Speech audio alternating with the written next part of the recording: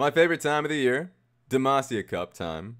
Now, of course, people are wondering around the world, what the hell is a Demacia Cup? What is a third-party tournament exactly? We haven't seen those since Intel Extreme Masters or IPL 5s. Well, China still has them. NESTs, NISOs, and, of course, the Demacia Cup, the most prestigious one, has the largest prize pool and is coincidentally before the split starts. So a lot of teams are utilizing it as the best form of practice, on-stage practice. So, Demacia Cup, it started in 2014. Invictus Gaming was the first team to take that trophy home. From that point forward, it's just EDG. 5 trophies in a row from 2014 to 2016. And in 2017, of course, RNG was the team that took that trophy home. But out of 8 Demacia Cups, 6 of them were won by EDG. And the first one, when I talked about Invictus Gaming, EDG didn't even exist. They were just forming. And a month later, they joined the LPL with their roster and 3-0'd Invictus Gaming in the finals. So you really got to see Demacia Cup as the focal point of dominance for EDG historically. That being said, you really got to see developmental teams rising up, because the best thing about the Demacia Cup, in my opinion, is you get to see teams in the secondary league go up against teams in the primary league, the professional teams. And you really get to see miracle stories happen where teams like Red Wolf Gaming can take a best of 3 in the group stage versus Snake and cause absolute havoc for that team. That was hilarious. And you got to see rising stars like Doinby and Swift. Well, Swift not so much, of course, coming out of Korea. But when Xiaogu took 3rd place in Demacia Cup Spring Split against Team WE in the 3rd place matchup, that was crazy. A secondary team taking a series off of, or at least making that deep of a run, and finally taking a series off of WE at that time. Pretty incredible.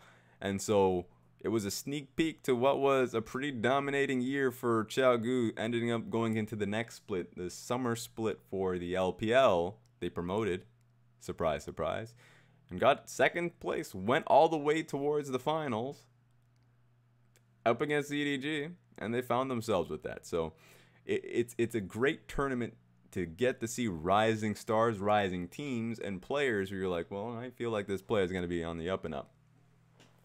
So what are the teams? I've been holding you guys up. So let's look at the teams before we even get into it. Boom. Here are the teams that have qualified for the 2018 Summer Split. I'm too used to that. Tournament of the Demacia Cup. We'll get towards the LPL teams first. It's easy to introduce. EDG, Invictus Gaming, Snake, Rogue Warriors, BLG, and RNG. Now, you're probably wondering, why did I order it in that fashion? Why is RNG all the way in the bottom? Well, the seeds are taken from their LPL regular season. That's right, their regular season. Eastern Conference, Western Conference. So from the Western Conference, EDG net themselves the 1st seed, of course. Snake got themselves 2nd seed, even though BLG went the distance. And BLG 3rd seed. And the most surprising one is that even though Invictus Gaming are taking 1st seed, RNG was the team that won the whole damn thing in the LPL, even coming in as the MSI reigning champions. But no, they're coming in as the 3rd seed here. So that's a really interesting point here to take away from this.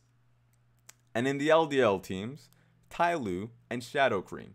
Now before we get to that, the latter, let's talk about the former and Tyloo. Now, if you are interested in any other platform, any other game, Counter-Strike perhaps, Dota perhaps, in the Chinese scene, anything else, you would have recognized Tyloo. Tyloo is a multi-gaming organization that is dipping their toes into League of Legends finally. And so getting into the LDL and being a winner right from the get-go. LDL, a Spring Split champion. Unfortunately for them, we're franchised now. So Spring Split doesn't really net you much. It nets you a nice grand, prize pool. That's nice. It nets you an opportunity to play against the best teams in the Demacia Cup. But they have to be able to ride this one through, take the experience, go into the next split, because the summer split's the one that decides who ends up going to the LPL. Champion is the winner. Summer champion is the one that goes to the LPL, so that's something to look at.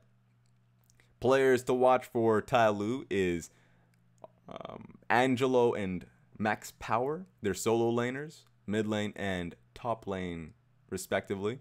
And from Shadow Cream, there we go, we're getting to it. Fishball, yeah, it's even better. They're jungler. If you have been paying attention to Chinese League of Legends in the past, former OMG jungler, now playing on Shadow Cream, and he's the focal point of the team. So jungle-centric team, they rotate quite well towards him, coming in from the second place team, and Tyloo, very lane-oriented, so that's something to look towards. But remember, both of them are still underdogs, so going up against the LPL teams, we don't expect too much. So there you have it. Those are the teams going up against each other. Now that we've discussed their seeding, their placements, who are they going up against? What's happening now? Let's take a look at it. Oh, I don't see anything. What? Yes, we don't know. We have no idea. Now, this is fun. This is the best thing about this. They draw what team they go up against today, about an hour before the games happen. So, I mean, heartbreaker, or at least for the coaches. You're like, oh, well, you know, we're going to be preparing for what team? Oh, we don't know. We're going to have to find out on the day. So it's a little bit of a spontaneous, I guess, point of studying for these teams. I guess they just have to study for every single team, or at least study their own strength. But that's what you have to deal with. So let's get to this tournament structure first, because that's the most important part of all of this. So double elimination. Lovely. Everybody loves double elimination. But it's also partly best of one. So suddenly you're like, wait a second, how is that even possible? So first round of winners bracket on the first day is, yes, best of ones. 4 best of ones. Loser of that one goes towards the elimination bracket. From that point forward, best of 3s until the grand finals. So that's, you don't have to worry about yourself getting eliminated from the tournament based off a best of 1. You're only going to get eliminated based off a best of 3. But if you want to stay in the winners bracket, if you want that safety net, you might have to watch out on day 1. So, first day, 4 best of 1s going into 2 best of 3s. So if you'll lose immediately, you're going to have to wait for quite some time. That's my worry immediately. Going into the next day, June 1st, 4 best of 3s. 2 in the winners, 2 in the losers. And you move on to the next day. 3 best of 3s. 1 in the winners bracket, 2 in the losers bracket. So once again, we're finding out 2 teams at a time are getting eliminated. And on June 2nd, we get to find out the first team going into the grand finals. And of course, June 3rd, the last one, grand finals. We get to find out who wins the whole damn thing. So that's the tournament structure. You're pretty much like, all right, that's interesting. That's all right. So now that we've gone past all of that, let's move back towards the teams and let's have a discussion about expectations here. Boom. So, immediately, not really knowing who you're going up against. That is a really worrying thing, because a lot of teams, of course, especially the LDL teams, Tyloo and Shadow Cream, want to know who they're facing, especially on day 1, because yeah, if you go up against a team like EDs or Invictus Gaming, you kind of want to know which team so you can prepare as best as possible for that best of 1.